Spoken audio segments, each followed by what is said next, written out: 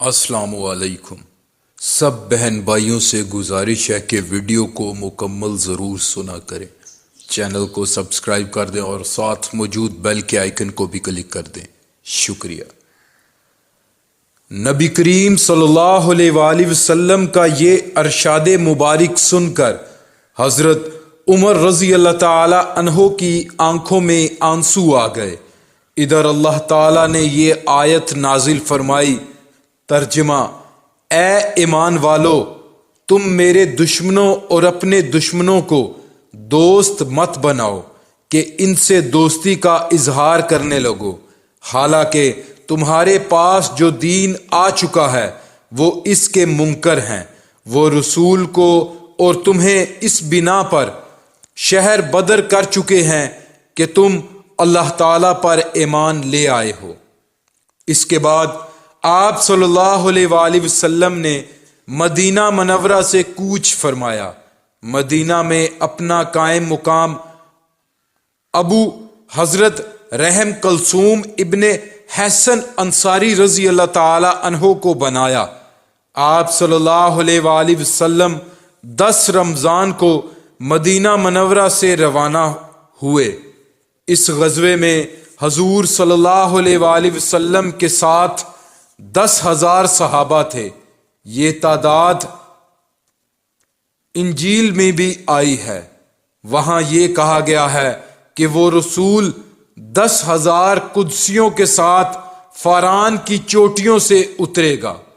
اس موقع پر مہاجرین اور انصار میں سے کوئی پیچھے نہیں رہا تھا۔ ان کے ساتھ 300 گھوڑے اور 900 اونٹ تھے۔ ان مقدس صحابہ کے علاوہ راستے میں کچھ قبائل بھی شامل ہو گئے تھے۔ اس سفر میں روزوں کی رخصت کی اجازت بھی ہوئی، یعنی جس کا جی چاہے سفر میں روزہ رکھ لے، جو رکھنا نہ چاہے وہ بعد میں رکھے۔ اس طرح سفر اور جنگ کے موقع پر یہ اجازت ہو گئی۔ سفر کرتے کرتے آخر لشکر مر زہران کے مقام پر پہنچ گیا۔ اس مقام کا نام اب بطن مرو ہے۔ لشکر کی روانگی سے پہلے چونکہ آپ صلی اللہ علیہ وآلہ وسلم نے یہ دعا فرمائی تھی کہ قریش کو اسلامی لشکر کی آمد کی خبر نہ ہو، اس لیے انہیں خبر نہ ہو سکی۔ مرزہران کے مقام پر پہنچ کر رات کے وقت مسلمانوں نے آگ جلائی۔ چونکہ 12,000 کے قریب تعداد تھی، اس لیے بہت دور دور تک آگ کے الاؤ روشن ہو گئے۔ جس وقت یہ لشکر مدینہ منورہ سے روانہ ہوا تھا، اس وقت حضور صلی اللہ علیہ وآلہ وسلم کے چچا حضرت عباس رضی اللہ تعالی عنہ مکہ سے ہجرت کر کے مدینہ منورہ کی طرف روانہ ہوئے تھے تاکہ نبی کریم صلی اللہ علیہ وآلہ وسلم کے پاس پہنچ کر اسلام قبول کرنے کا اعلان کر دیں۔ لیکن نبی کریم صلی اللہ علیہ وآلہ وسلم سے ان کی ملاقات راستے ہی میں ہو گئی۔ یہ ملاقات مقام حجف پر ہوئی۔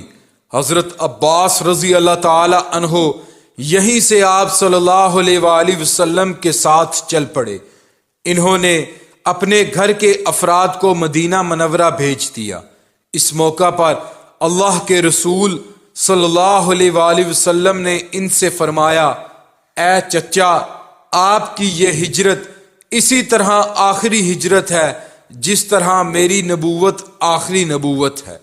یہ آپ صلی اللہ علیہ وآلہ وسلم نے اس لیے فرمایا کہ عام طور پر مسلمان قریش کے ظلم سے تنگ آ کر مدینہ منورہ ہجرت کرتے تھے، لیکن اب آپ صلی اللہ علیہ وآلہ وسلم مکہ فتح کرنے کے لیے تشریف لے جا رہے تھے۔ اس کے بعد تو مکہ سے ہجرت کی ضرورت ہی ختم ہو جاتی۔ اس لیے آپ صلی اللہ علیہ وآلہ وسلم نے یہ فرمایا کہ یہ آپ کی اسی طرح آخری ہجرت ہے جس طرح میری نبوت آخری ہے۔ آپ صلی اللہ علیہ وآلہ وسلم کے اس فرمان سے آپ صلی اللہ علیہ وآلہ وسلم کے بعد نبوت کا دعویٰ کرنے والوں کا مکمل طور پر رد ہو گیا۔ حضرت عباس رضی اللہ تعالی عنہ اس خیال سے مکہ کی طرف چلے کہ قریش کو بتائیں اللہ کے رسول کہاں تک آ چکے ہیں، اور قریش کے حق میں بہتر ہے کہ مکہ معظمہ سے نکل کر پہلے ہی آپ کی خدمت میں حاضر ہو جائیں۔ ادھر یہ اس ارادے سے نکلے، ادھر ابو سفیان، بدیل بن ورقہ اور حکیم بن حزام آپ صلی اللہ علیہ وآلہ وسلم کے متعلق خبریں حاصل کرنے کے لیے نکلے، کیونکہ اتنا ان لوگوں کو اس وقت معلوم ہو گیا تھا کہ آپ صلی اللہ علیہ وآلہ وسلم نے لشکر کے ساتھ مدینہ منورہ سے کوچ فرمایا ہے، لیکن انہیں یہ معلوم نہیں ہو سکا تھا کہ آپ صلی اللہ علیہ وآلہ وسلم کس طرف گئے ہیں۔ اب جو یہ باہر نکلے تو ہزاروں جگہوں پر آگ روشن دیکھی تو بری طرح گھبرا گئے۔ ابو سفیان رضی اللہ تعالی عنہ کے منہ سے نکلا، میں نے آج کی رات جیسی آگ کبھی نہیں دیکھی اور نہ اتنا بڑا لشکر کبھی دیکھا۔ یہ تو اتنی آگ ہے جتنی عرفہ کے دن حاجی جلاتے ہیں۔ جس وقت ابو سفیان نے یہ الفاظ کہے، اسی وقت حضرت عباس رضی اللہ تعالی عنہ وہاں سے گزرے۔ انہوں نے الفاظ سن لیے، چنانچہ انہوں نے ان حضرات کو دیکھ لیا اور ان کی طرف آ گئے۔ حضرت عباس رضی اللہ تعالی عنہ یوں بھی حضرت ابو سفیان رضی اللہ تعالی عنہ کے دوست تھے۔ ابو حنظلہ، یہ تم ہو؟ حضرت عباس رضی اللہ تعالی عنہ بولے۔ ابو حنظلہ ابو سفیان کی کنیت تھی۔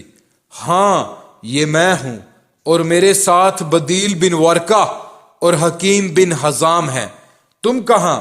جواب میں حضرت عباس رضی اللہ تعالی عنہ نے کہا، اللہ کے رسول صلی اللہ علیہ وآلہ وسلم تمہارے مقابلے میں اتنا بڑا لشکر لے آئے ہیں، اب تمہارے لیے فرار کا کوئی راستہ باقی نہیں رہا۔ ابو سفیان یہ سن کر گھبرا گئے اور کہنے لگے، اب قریش کا کیا ہوگا؟ کوئی تدبیر بتاؤ۔ یہ سن کر حضرت عباس رضی اللہ تعالی عنہ نے کہا، اللہ کی قسم، اگر آپ صلی اللہ علیہ وآلہ وسلم نے تم پر قابو پا لیا تو تمہارا سر قلم کرا دیں گے، اس لیے بہتر یہی ہے کہ میرے خچر پر سوار ہو جاؤ تاکہ میں تمہیں آج صلی اللہ علیہ وآلہ وسلم کی خدمت میں لے جاؤں اور تمہاری جاں بخشی کرا لوں۔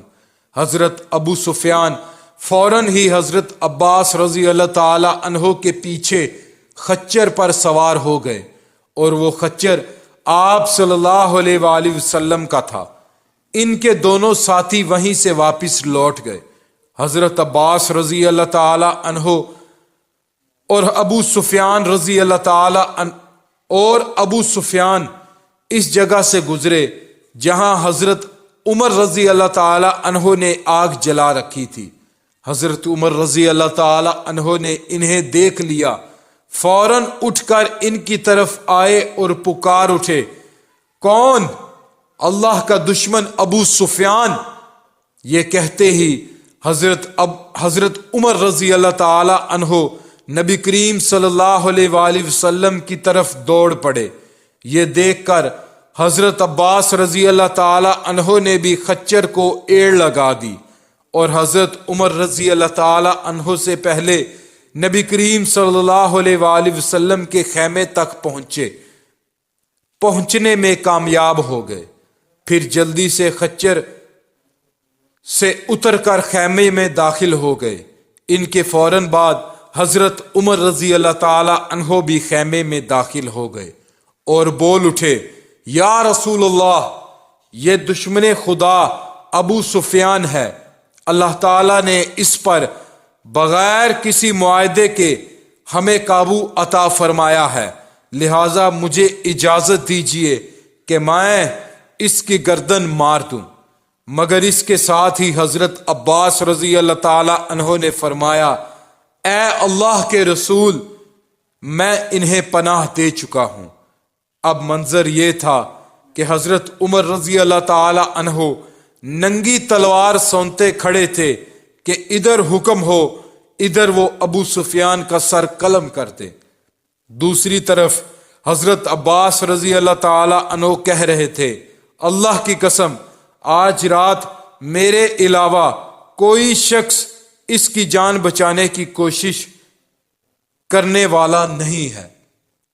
اللہ پاک پڑھنا اور سننا قبول فرمائے، اللہ پاک کمی کوتاہی معاف فرمائے۔